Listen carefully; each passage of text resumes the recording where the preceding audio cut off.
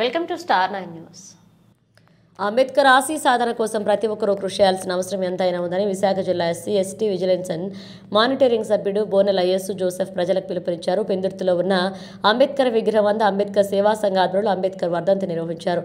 Joseph మాట్లాడుతూ అంబేద్కర్ ఈ దేశానికి అందించిన సేవలను కొనియాడారు.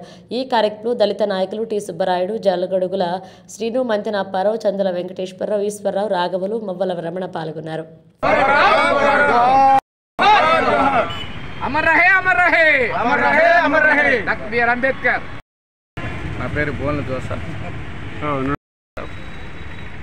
జిల్లా and divisional SC atrocity vigilance monitoring మెంబర్గా కొనసాగుతున్నాను. రాజ్యాంగము ఈరోజు నాడు మన అందరికీ ఫలాలు అందిస్తుంది.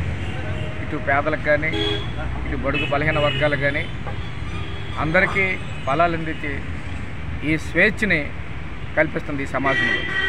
ఈరోజు నాడు అంబేద్కర్ యొక్క వర్ధంతిని సమయంలో ఆయన రచించిన రచనలు, ఆయన జ్ఞాపకాలు, ఆయన పోరాటంలో దాని ప్రణాళికలు, ఆయన యొక్క మరి ఏ విధంగాటువంటి ఈ దేశాన్ని గురించి, ఈ ప్రజల గురించి పోరాడి మనకు అందరికీ తెలిసిన విషయమే.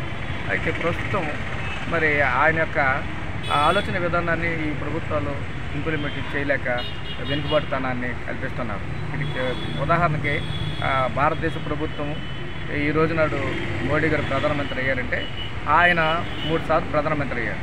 ఎక్కడైనా గవర్నమెంట్ యొక్క సెక్టర్ని ఎక్కడ ఇంప్లిమెంట్ చేయట్లేదు. ఉన్న గవర్నమెంట్ ఫ్యాక్టరీలు, ఎందుకు గవర్నమెంట్ వంటి